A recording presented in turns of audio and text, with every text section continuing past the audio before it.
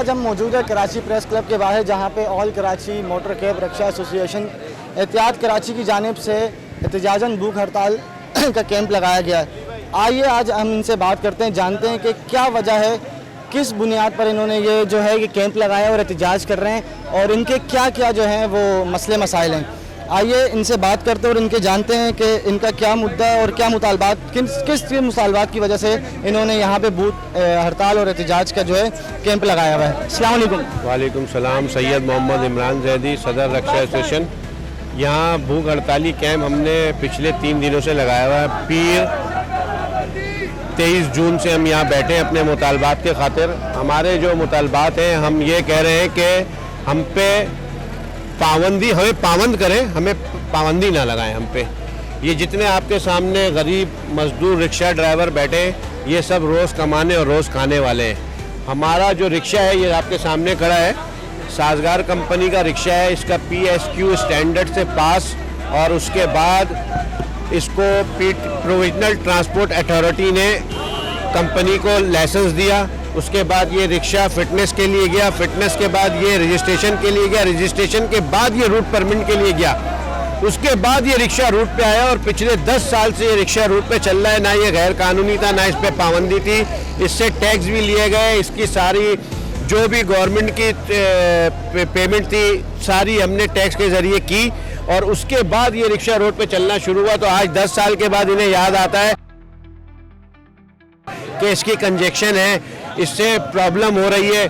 DIG traffic की analysis committee बनी हुई है, जिसमें एक्सीडेंट एनालिसिस कमेटी, उसमें आपको पता चल जाएगा कि कितना रेशो है इसका कैजुअलिटी का और बड़ी व्हीकल्स का कितना रेशो है, वो आपको अंदाज़ा हो जाएगा वो चेक करने के बाद।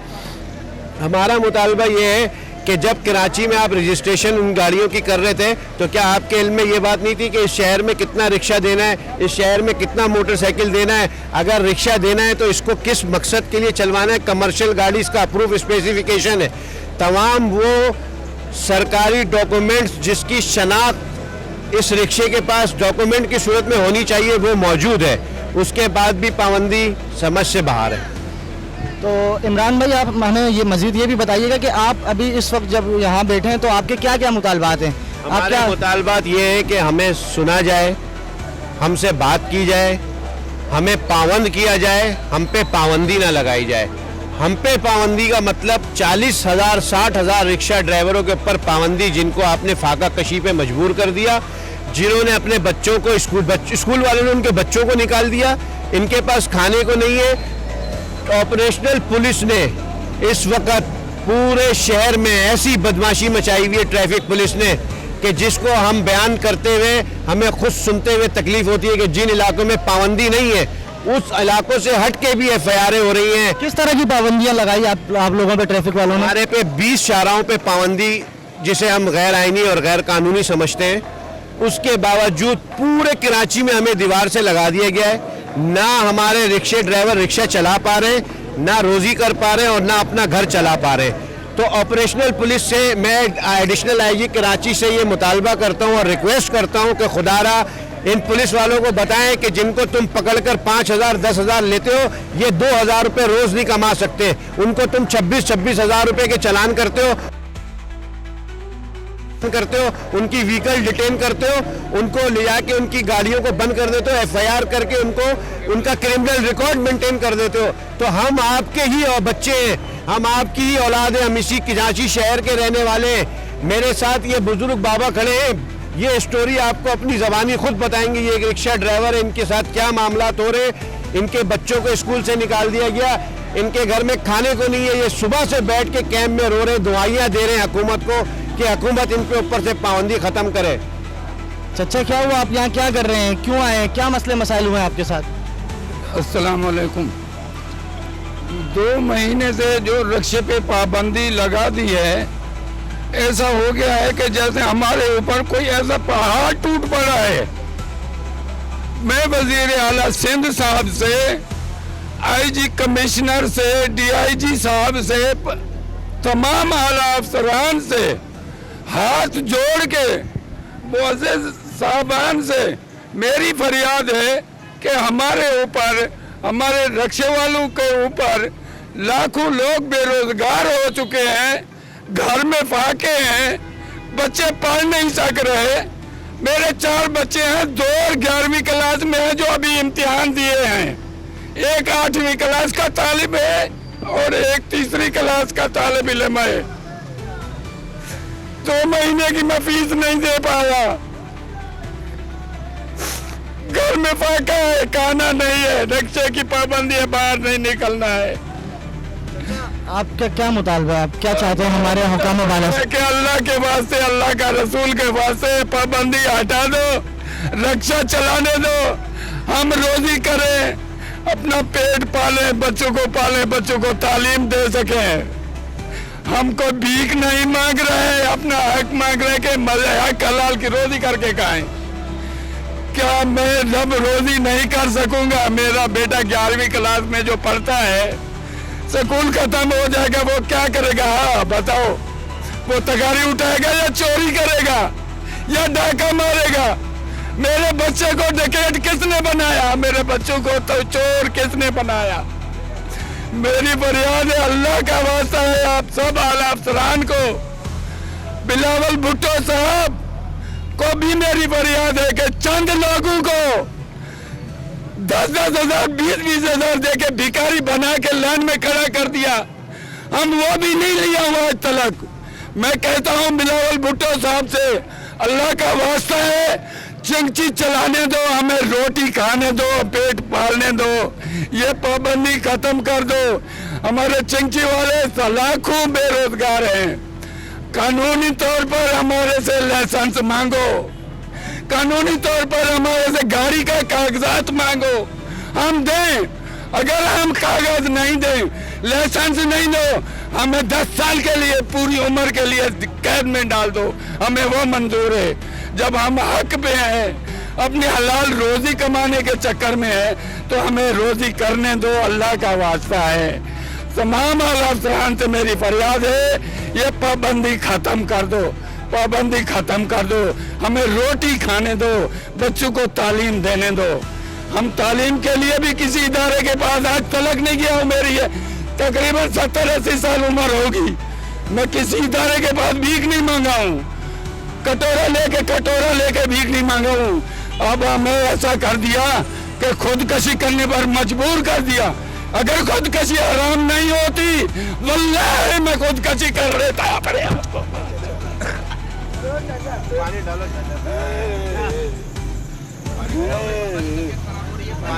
पानी लाओ, पानी दे रहा बेचारे भूख से बैठे हुए यार, 3 दिनों के कैंप पे बेचारे भूख से बैठे हुए, कितने आवाम हमारे बेहोश हो गई जो हॉस्पिटलों में लेकर गए, उनको यहाँ से हटाया गया। गवर्नमेंट कोई हमारे पास नहीं आ रहा, कोई सरकारी इदारे से कोई जिम्मेदार आपसे बात सुनने नहीं आया? बात करने कोई नहीं आ रहा। इलेक्शन के तौर पे जब वोटिंग की जाए सब आते, ऐसे कोई नहीं सुन रहा हम गरीबों की आवाज। हम किसी पार्टी से भी ताल्लुक नहीं रखते, एक आजाद उम्मीदवार लोग हैं यार। वोट के लिए तो आप आते हो भाई, वोट दे दो हमको, आपको रोटी देंगे, कपड़ा देंगे, मकान देंगे, हमारे रोजगार छीन हम गरीब हो गए यार। जिन लोगों ने 7-7 लाखों में लोगों से किस्तें उठा के, लोगों से कर्जे उठा के गाड़ियां ली, उनका क्या करें मेरे भाई, आप बताओ।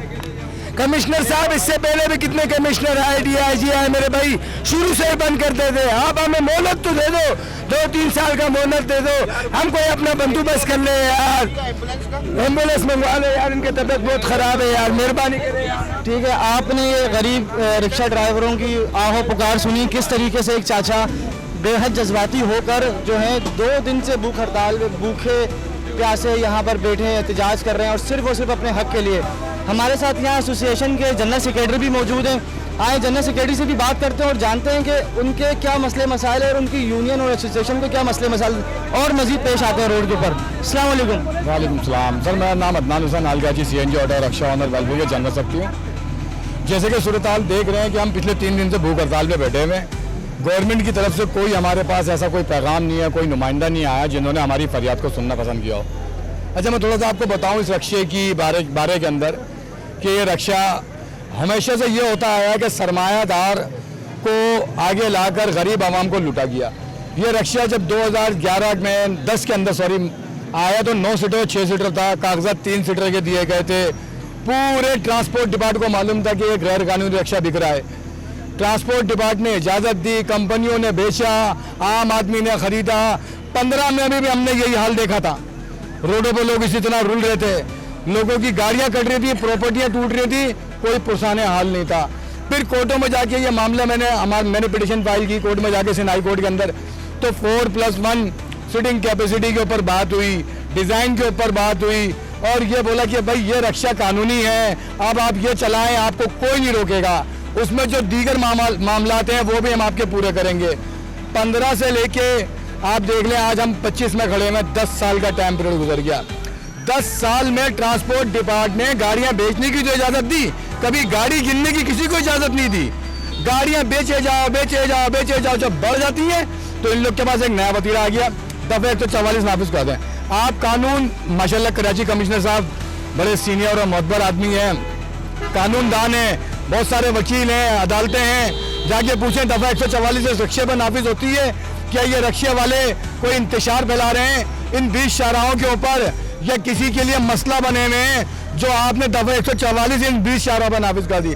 चले भाई, आपका VIP प्रोटोकॉल था, मान लिया डिफेंस कि भाई यहाँ पे VIP प्रोटोकॉल था, मान लिया शाहरा फैसल इंटरनेशनल रोड है, वहाँ से इंटर प्रोटोकॉल जाता है, लेकिन जिन शाहराएं आप देखें औरंगी, आप देखें सरजानी, आप देखें कोरंगी, आप देखें बल्दिया, ये तो वो जगहें हैं भाई जहाँ हम जैसे मजदूर लोग रहते हैं जो ये रुल रहे रोडों के ऊपर। ये लोग इस रोजी रोटी से, ये रक्षा आया यूं कि ट्रांसपोर्ट का फुकदान था शहर के अंदर। 2008-9 के अंदर इस शहर में 23,000 बसेस थी। जब बसेस खत्म हो गई तो ये रक्षा आ गया। रक्षे ने जब इन लोगों को सहूलत मैसर देना शुरू करी, मैं तो साफ लफ्जों में ये बात कहूंगा कि सरकारी लोगों को ये बात पसंद नहीं आई कि एक आम आदमी खुद कमा के खा रहा है, एक आम आदमी को सफरी सहूलत मिली नहीं है। असल हकीकत तो ये है कि उनको ये बात पसंद नहीं आ रही थी कि लोगों को एक सफरी सहूलत मिली हुई है कि उनके घर के पास से गाड़ी मिल जाती थी, उनको फैक्ट्री छोड़ दिया करती थी। एक उनको ये बात पसंद नहीं आई कि एक खुददार आदमी अपने बच्चों का खुद पेट पाल गया। उन्होंने बोला इनको लैंड में लगाओ, भिखारी बनाओ, दफा 144 लगा दी।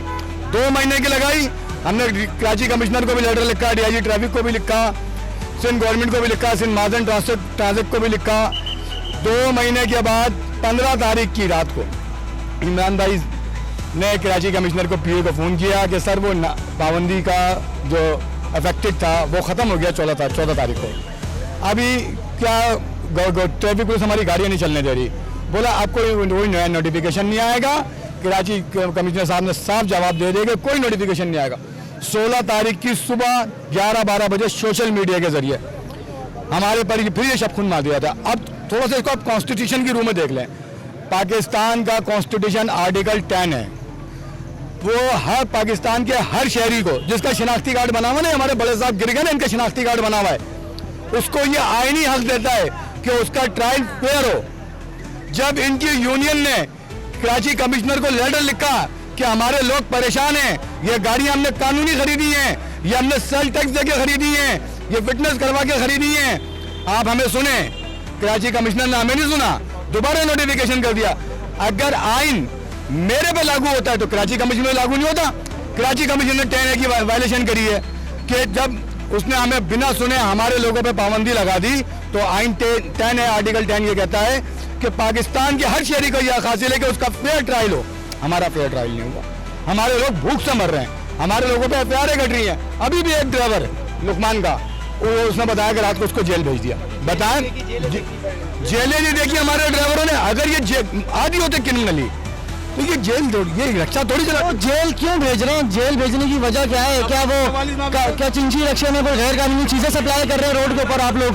उसने इतनी मिन्नतें की है कि भाई मेरे को, मैं स्टूडेंट हूँ, FIR नहीं काटो, भले आप फाइन कर दो, FIR नहीं काटो, मैं स्टूडेंट हूँ, पढ़ाई करता हूँ, लेकिन फिर भी नहीं सुनी FIR किस चीज की काटी? मुजरिम बना, बोलते दफे 144 से रक्षा चलाना गैर कानूनी।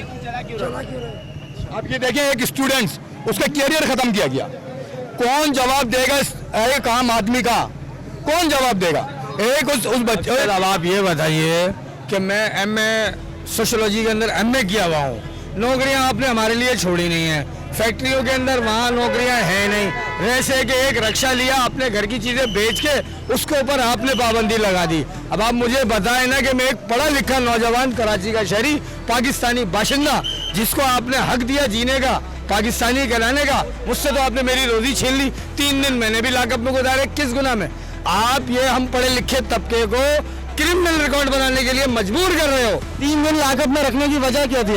FIR 144 के ऊपर आपने कहा, 188 और 144 के ऊपर, तो फिर छोड़ा किस तरह? वो 8,000 रुपए, 8,500 रुपए, वो पता नहीं क्या क्या ड्रामे हुए, उन्होंने अंदर ही रखा। रात भर एक आता रहा, दूसरा आता रहा, ना लाकअप के अंदर पंखा, ना बाथरूम की सहूलत। एक पढ़ा लिखा आदमी जो अपने बच्चों के लिए कमाने के लिए निकला है, आपने उसको वो रास्ता दिखा दिया जो क्रिमिनल रिकॉर्ड है, जहाँ क्रिमिनल डकैत, चोर, होल्डे, कत्ल, टेररिज्म और पता नहीं कौन कौन सी बलाएं वहाँ होती है। आप चाहते हो कि मतलब मैं डकैतियां मानूं? है, मेरा एक बेटा है 14 साल का, 9th स्टैंडर्ड में वो पढ़ रहा है, एक बेटी है 5 क्लास में, मतलब मैं उनको तालीम से महरूम कर दूं? क्या करूं? या तो जहर देकर मार देता हूं या फिर अपने आप को जला लेता हूं। ये भी हल नहीं है। खुद को मारना भी मेरे नबी ने मना किया, अल्लाह ने मना किया, हराम है। अब आप बताओ क्या करूं? कैसे चलाऊं अपने बच्चों को, कैसे खिलाऊं? खुदारा हाथ जोड़े तुम्हारे आगे, तुम लोगों को नहीं पता कि हमारे घरों में हम पर क्या बीत रही है। बिजली के बिल, किराया, भाड़ा, आना जाना, रात को बच्चों की भूख, सुबह बच्चों का नाश्ता। हमसे पूछो, कोई हमसे पूछो, कोई तो पूछो, कोई पूछने वाला है ही नहीं। थोड़ा सा रक्षा लेके निकलो, गली के कोने के ऊपर कोई ना कोई खड़ा हुआ, लाओ जी 1000 दे दो, लाओ जी 2000 दे दो। अबे 200 तो कमाए नहीं है, तो मैं 2000 दे दूं, कहाँ से दे दूं भाई? तो आपने कभी जो आला काम ने जो सर्विसेज फोर्सेस के जो हेल्पलाइन नंबर वगैरह रखे हैं, कंप्लेंट सेल नंबर है, कभी उन पे कांटेक्ट करके कभी उनको कंप्लेंट दी है? दिया ना, इतना मौका ही नहीं दिया, सुनता ही कोई नहीं है। जब करो ले जाते ही वो ऐसा तशद्दुद करते हैं, ऐसे बात करते हैं, तशद्दुद किया जाता है आप लोगों पे। इतने चमाट लाते, घुसे नीचे बैठ, नीचे बैठ, नीचे बैठ, जैसे मैंने कोई पता नहीं कितना बड़ा ऐसे बांधा हुआ, ट्रैफिक पुलिस ऐसे बांधा हुआ मुझे। जिस चेन से कुत्ते को बांधा जाता है ना, जिस चेन से कुत्ते को, मैंने 40 साल इस शहर में गुजारे हैं, मैंने देखा है कि कुत्ते को कैसे बांधा जाता है और इंसान को कैसे बांधा जाता है। कुत्ते को जैसे बांधा जाता है ऐसे बांध के जमीन पे बिठा दिया, चप्पलें उतार के बिठाया। मैंने MA किया है सोशियोलॉजी में, मैंने दुनिया देखी है यार, मैंने शहर देखा है, मैंने सब कुछ देखा, बड़े बड़े professor, lecturer, teacher, IG, DIG, commissioner, किसको नहीं देखा इस शहर में, क्या होते हुए नहीं देखा। अब ये होते हुए देख रहा हूँ कि मेरे को अपने बच्चों को या तो अपने हाथ से मारना पड़ेगा या फिर आपकी दी हुई ये सजाएं वो खतरा है। तो आप अभी मजीद ये बताइएगा जनरल सेक्रेटरी साहब कि आज हमारे प्लेटफॉर्म के तवज्जुह से आप हुक्काम बाला या जो इन महकमों के जो जिम्मेदारान अफसरान हैं, उनसे क्या मुतालबा या क्या दरख्वास्त करना चाहेंगे आप? देखिए, मैं तो उनसे मुतालबा कर करके राइटिंग में कर करके आ गया हूँ। मैं आपके मीडिया के तवज्जुह से ये जो चीज़ें आपने, ये ड्राइवर्स हमारे ये देखें, एक ड्राइवर है वहाँ पे वही बेहोश पड़ा हुआ है, ये हमारा भाई नौजवान उमैर नाम है इसका, ये सोशलिस्ट इसने MA में किया हुआ है, यानी कि ज़िंदगी के इसने अगर एजुकेशन लाइफ के देखे जाए तो उसने 18 साल दिए होंगे। रोजी कर रहा है, मजदूरी कर रहा है, कोई जुर्म नहीं है रक्षा चलाना, मजदूरी कर रहा है ना। लेकिन आप उसकी आप आज पोजीशन देखें कि वो कितना मेंटली, एक पढ़ा लिखा लड़का कितना मेंटली डिस्टर्ब है कि वो बोलता है कि मैं नहीं, कि ये लफ्ज़ मैं अपने बच्चे के लिए बोल सकता हूँ कि मैं अपने बच्चे को मार दूँ। उसके मुंह से ये लफ्ज़ निकल गया, ये एक अलमिया है, ये वक्त है, ये वक्त गुजरेगा, लेकिन एक अदालत ऐसी है जहाँ पर हर इंसान को हिसाब देना है।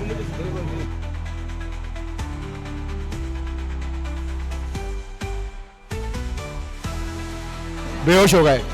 दूसरा हमारे एक नौजवान साथी जिसने MA बताया अपने आप को। तीसरा लुकमान ने बताया कि उसका ड्राइवर ने बताया कि मैं स्टूडेंट्स हूँ। हमारे मुल्क के आला काम को तो फख्र होना चाहिए था कि हमारी आवाम भीख मांगना पसंद नहीं करती है, अपनी तालीमी अखराजात पूरे करने के लिए रक्षा चलाती है, लेकिन उनको ये पसंद नहीं था। उन्होंने बोला कि ये पढ़ लिख जाएगा तो कल मुझसे सवाल कर लेगा, उन्होंने उसको बंद करवा दिया। अब सवाल यहाँ पर ये है कि जितनी FIR है हमारे गाड़ी ड्राइवर या मालिकान पे हुई है, इतनी FIR में से किसी एक FIR मुझे आप किसी मैन्युफैक्चर पे करके दिखाएं। अगर इस जुर्म में हम बराबर के शरीक हैं तो इतने वो भी शरीक हैं, उन्होंने भी यही जुर्म किया है, गाड़ी उन्होंने ही बेची है, गाड़ी की स्पेसिफिकेशन उन्हीं को मिली है नोटिफाइड होके, लाइसेंस परमिट फिटनेस सब उन्हीं के पास है। हम तो खरीदते हैं, 70,000 रुपये टैक्स देते हैं भाई, सेल टैक्स 18%, 5 लाख रुपए की गाड़ी है, किस्तों पे हमारा माल ये लेने जाएगा ना, किस्तों पे गाड़ी 7.5 लाख रुपए की गाड़ी है। मैंने दिए, कल दिए, गाड़ी वापस दिए। ये देखें, इसने जो 2 लाख रुपए दिए होंगे ना वो जीरो है। 1 रुपया नहीं। मजीद जो आपका भूख हड़ताल है, जो एहतजाजी कैंप आपने लगाया, तो कब तक आप जारी रखेंगे? कि government of Sindh, Karachi commissioner, DIG traffic साहब सब हमारे लिए रिस्पेक्टेड हैं। बिलावल भुट्टो साहब, आसिफ अली जरदारी साहब, वज़ीर आला मुराद अली साहब और दीगर लोग। देखिए, बात ये है कि हम वो लोग नहीं हैं कि जो हम आपके आगे डिमांडें रखें। हम गुजारिश करते हैं कि हमारा एक देरीना मसला है, हम में जो कमी कोताहियाँ हैं वो हम पूरी करेंगे, जो गलतियाँ हैं उनको सही करेंगे। बच्चा अगर कोई गलत काम करता है तो उसको घर से नहीं निकाल देते, उसके साथ ये रवैया इख्तियार नहीं करते। रियासत माँ होती है, हमारे साथ माँओं जैसा सलूक किया जाए। हम में जो गलतियाँ हैं, हम मानते हैं हमारे में गलतियाँ हैं, हम उनको सही करेंगे, लेकिन इस तरीके से हमारे साथ रवैया नहीं किया जाए। सबसे पहले चीन ड्राइवरों पर रवैया किस तरह सही किया जाए? दफा 144 खत्म की जाए, एक कमेटी तश्कील दी जाए, मैकेनिज्म बनाए। दफा 144 का मसला है या और भी कोई मसले मसाइल हैं? देखिए, अभी जो मसला जिस पर बैठे हैं हम दफा 144, आप दफा 144 लागू होने की वजह से यहाँ पे भूख हड़ताल पे बैठे हैं। रेगुलाइजेशन का जो मामला है वो हमारा ट्रांसपोर्ट डिपार्टमेंट डिस्कस है। अभी मैं ट्रांसपोर्ट डिपार्टमेंट डायरेक्टर डिस्पैच करके आया हूँ, तो ट्रांसपोर्ट डिपार्टमेंट ने बोला यार हमारा तो इश्यू ही नहीं है, तो एडमिनिस्ट्रेशन ने किया है, सिविल एडमिनिस्ट्रेशन ने किया है, उनको अप्रोच करें। मैंने बोला हमने उनको भी अप्रोच किया है, लेकिन कंसर्न्ड अथॉरिटीज़ तमाम इस बात पे सर जोड़ के बैठे हैं। अगर हम में कमी कोताही है वो हम पूरी करेंगे। दफ़ा 144 का निफाज ख़त्म किया जाए, कमेटियाँ तश्कील दी जाए हमारी यूनियंस की बुनियाद पर, ताकि हम जो गलतियाँ हो रही हैं हम उनको फ़ौरन एड्रेस करके उनको रिजॉल्व करें, और जो ट्रांसपोर्ट का गैप पैदा हो गया उनको ख़त्म किया जाए। अगर रक्षा कराची शहर की डेंसिटी के से ज़्यादा हो गया है तो इसकी रजिस्ट्रेशन रोकी जाए। माजी के अंदर भी जब 2 सीटर रक्षा हुआ करता था KCR, तो जब गाड़ियां की तादाद ज़्यादा हो जाती थी तो 2 साल 3 साल के लिए उनकी रजिस्ट्रेशन रोक दी जाती थी कि अभी 2 साल बाद रजिस्ट्रेशन दोबारा चालू होगी। तो इसी तरीके से रजिस्ट्रेशन, अगर आपको लगता है कि गाड़ियां शहर में ज़्यादा हो गई है, क्या मोटरसाइकिल है, ये रक्षा है, XYZ कारें हैं, प्राडो है, डबल कैबिन, जो भी आपको लगता है ज़्यादा हो गई हैं, आप उनकी रजिस्ट्रेशन रोक दें। 2-3 साल में ये गाड़ी ग्रेजुअली आहिस्ता आहिस्ता ख़त्म हो जाएगी। आपको लगता है इन गाड़ियों की ज़रूरत है, फिर रजिस्ट्रेशन चालू कर दें। ये तरीक़ेकार है, आपको कानून का तरीक़ेकार है, आप उसको फॉलो करें। हमारे में जो कमी कोताही होंगी हम उसको पूरा करेंगे। बहुत बहुत शुक्रिया। अच्छा, दूसरी बात, अस्सलाम वालेकुम, मैं ये बात कहना चाहता हूँ कि ये जितनी भी आप रिक्शे के हवाले से अभी परेशानी बनी हुई है हमें और कराची भर में तमाम लोगों को, जिन्होंने इंस्टॉलमेंट पे लिए या कैश में लिए, किसी ने कोई अपना प्लाट बेचा है, किसी ने अपना कोई जेवर वगैरह है वो बेचा है, या किसी ने किसी से उधार लिया है, किसी ने BC डाली है, यानी XYZ किसी भी तरह से कोशिश करी कि अपना रोज़ी रोज़गार चलाने के लिए हम अपना ये काम कर लें। अच्छा, रिक्शे ले लिए, चला रहे थे, चल रहे थे। अब अगर गवर्नमेंट के इदारे या गवर्नमेंट के लोग अगर ये बात कहते हैं कि भाई ये गैर कानूनी है, तो आप ये देखें कि जब कोई गाड़ी खरीदी जाती है तो आप चेक करते हैं कि भाई इसमें कोई परमिट है, ये फिटनेस है, A पार्ट है, B पार्ट परमिट है, टैक्स है, एक्साइज के पेपर हैं, उसकी बुक है। कमर्शियल गाड़ी जो है, पब्लिक सर्विस गाड़ी के जो टैक्स भी हर साल भरा जाता है। जी बिल्कुल, आप देखें गाड़ियों को, ठीक है। और अगर बिलफर्ज किसी गाड़ी का टैक्स नहीं भरा जाता तो कानून के मुताबिक उसके साथ भाई कार्रवाई करें, उसमें कोई तराज नहीं करेगा। पेपर पूरे हैं, सब कुछ मिल रहा है, और अगर ये गैर कानूनी है तो भाई इदारों ने ही तो बना के दी है, इदारों से तो ये कागजात आप और हम तो नहीं बना सकते। फिटनेस उसके साथ दी है, जो ग्राउंड में जाती है गाड़ी चेक होती है, उसको फिटनेस 6 माह के बाद इशू होता है। नई गाड़ी आती है, उसको 1 साल का है तो चेक करके दिया ना, A पार्ट, B पार्ट, उसका कंपनी लेटर, उसकी इनवॉइस, उसका एक्साइज का मामला, यानी A to Z जो गाड़ी के, मिसाल के तौर पे आप देखें एक मज़दा है या एक बस है या एक ट्रक है, जो पेपर कमर्शियल तौर पे उसके पास है वो रिक्शे के पास भी है, ठीक है। या तो अगर ये गैर कानूनी है तो भाई इस पर नज़रसानी करें, आप चेक करें कि ये किस तरीके से, नंबर 1। अगर गैर कानूनी है तो फिर साल का टैक्स किस तरह वसूल किया जाता है? नहीं, साल का टैक्स वसूल करना तो ये तो बाद का मसला है। गैर कानूनी चीज़ जो रोड पे और कराची में चल रही है उसका टैक्स भी कानूनी तरीके से लिया जा रहा है। जी बिल्कुल, जो पेपर बने हैं अगर आप उन पेपरों को देखें, आप उनका मुशाहिदा करें तो आपको पता चलेगा कि एक मिसाल के तौर पे 1 करोड़ की गाड़ी है और एक रिक्शा 5 लाख रुपए का।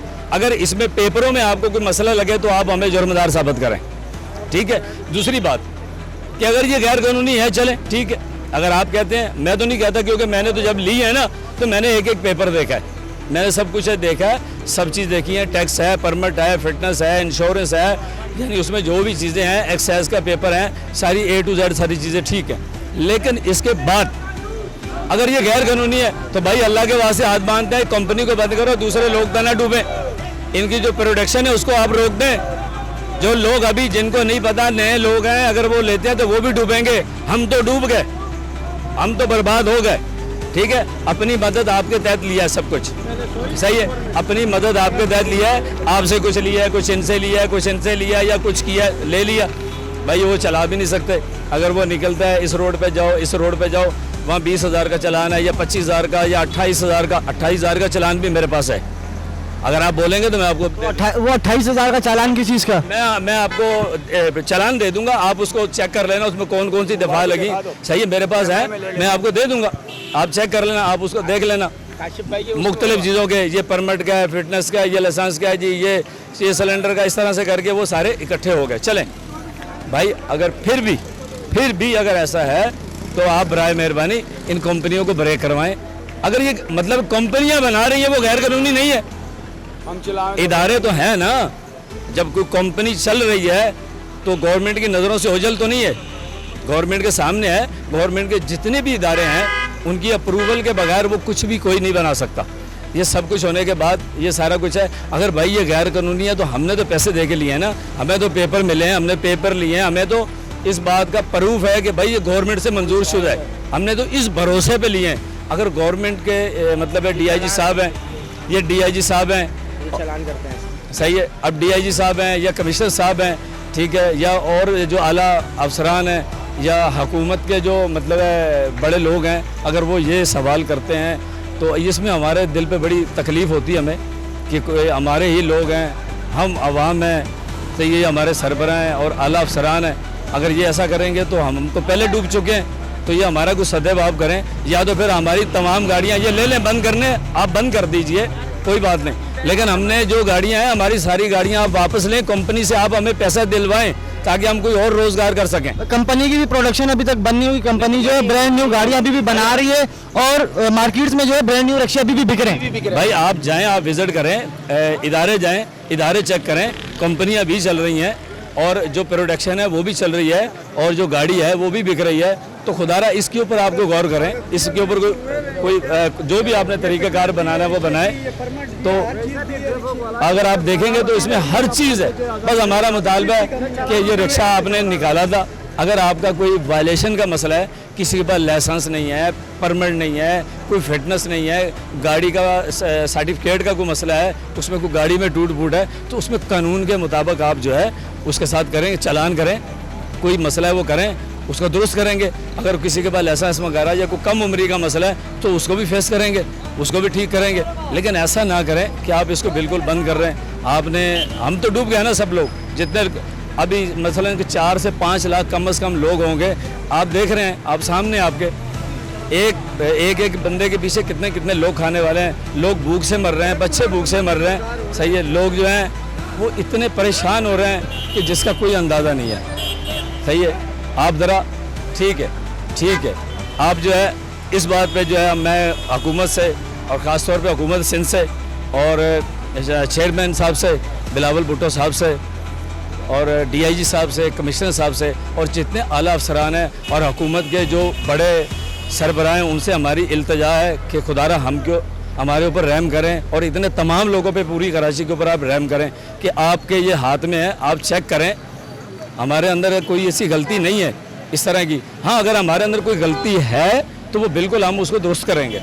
बहुत बहुत शुक्रिया जी। बिल्कुल आपने एहतजाजी मुजाहिरीन की बातें सुनी, उनकी कहानी, उनकी ज़बानी सुनी कि किस तरह उनको इनडायरेक्टली एक क्रिमिनल बनाया जा रहा है और उनका क्रिमिनल रिकॉर्ड बनाया जा रहा है। ना सिर्फ कराची की जो 20 शाराएँ हैं, जो कमिश्नर कराची की तरफ से जो नोटिफिकेशन जारी किया गया, बल्कि पूरे कराची में हर दूसरे सिग्नल पे ऑपरेशनल पुलिस, ट्रैफिक पुलिस जो है इनको पकड़ कर 10-10, 15-15, 20-20 हज़ार रुपये ले रही हैं। और ना सिर्फ पैसे लिए जा रहे हैं बल्कि तशद्दुद का निशाना भी बनाया जा रहा है, 2-2, 3-3 दिन हवालात के अंदर भी रखा जा रहा है और फिर जब पैसे लेते हैं और तो पैसों की बस इनको जो है वो बरी कर दिया जाता है। उसके साथ साथ इनका एक ये भी मुतालबा है कि अगर एक चीज़ गैर कानूनी है तो उसका जो है वो गवर्नमेंट की तरफ से वो टैक्स किस तरह पे होता है। हम टैक्स पेयर हैं, हम टैक्स देते हैं, उसके बावजूद भी हमारे साथ ये सब हो रहा है। तो हमारी हुकाम बाला से ये गुजारिश है कि हमारे जो ये 100 दफ़ा 44 दफ़ा जो नाफिज की गई है इससे फिल फोर हटाया जाए, नहीं तो हम अपने एहतजाज का जो दायरा है वो और मज़ीद वसी से वसी तर बनाएंगे।